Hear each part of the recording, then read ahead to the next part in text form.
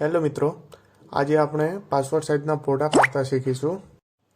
એકદમ સિમ્પલ પ્રોસેસમાં શીખીશું, તો ચેનલને સબસ્ક્રાઈબ કરો. તો સૌથી પહેલાં આપણે કટઆઉટ પ્રોની વેબસાઇટ પર જઈશું. પછી તમારે નીચે સ્ક્રોલ કરવાનું. ત્યાં એક ઓપ્શન હશે પાસપોર્ટ ફોટો મેકર, તો તેના પર આપણે ક્લિક કરવાનું રહેશે. તેના પર ક્લિક કરીશું એટલે એના સ્ટેપો અને એના ફીચર લખેલા હશે, જેમાં તમે ફોટાનું બેકગ્રાઉન્ડ ચેન્જ કરી શકો છો. અને તમારે કઈ સાઇઝમાં પ્રિન્ટ કરવાનું એ પણ અહીંયાથી સિલેક્ટ થઈ જાય. એ ફોટાને ક્રોપ પણ થઈ જાય અને પછી તમારે ડાઉનલોડ કરવો હોય તો પીએનજી અને જેપીજી ફાઇલમાં તમને મળી જાય. તમારે ફોટામાં શૂટ ચેન્જ કરવો હોય તો એ પણ થઈ જાય.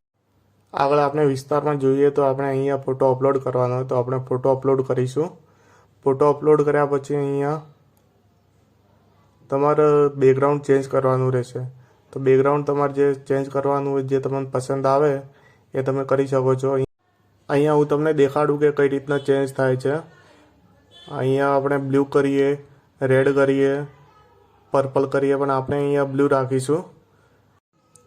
જો તમારે શૂટ પહેરવો હોય તો અહીંયા કેટલાય ઓપ્શન છે. ફોર્મલ કપડાં પણ છે, તો તમારે જે તમને પસંદ આવે એ હિસાબે તમારે રાખવાનું રહેશે. આપણે અલગ અલગ ચેન્જ કરીશું. જુઓ, આ છે એક નેવી બ્લુ છે, પણ આપણે અહીંયા બ્લેક કલરનો પહેરશું, તો બ્લેક કલર રાખીશું. બ્લેક કલરનો શૂટ સિલેક્ટ કર્યા પછી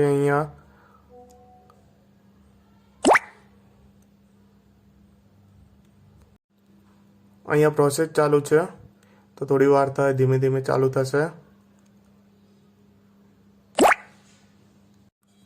શૂટ સિલેક્ટ કર્યા પછી તમારે અહીંયા તમારે અલગ અલગ સાઇઝ સિલેક્ટ કરવાની રહેશે. અલગ અલગ દેશોમાં અલગ અલગ સાઇઝો હોય છે, તો અહીંયા નીચે પ્રમાણે બધી લખેલી છે.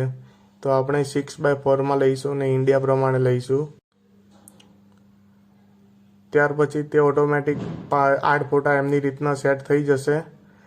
ત્યાર પછી તમારે કન્ટિન્યુ પર ક્લિક કરવાનું રહેશે. પછી તમારે ડાઉનલોડ પર ક્લિક કરવાનું રહેશે, જ્યાં તમારે પીએનજી અને જેપીજી બંને ફાઇલો મળી જશે. તો આપણે જેપીજી ફાઇલો ડાઉનલોડ કરીશું. તો આવા વિડીયો જોવા માટે ચેનલને સબસ્ક્રાઈબ કરો. Thank you.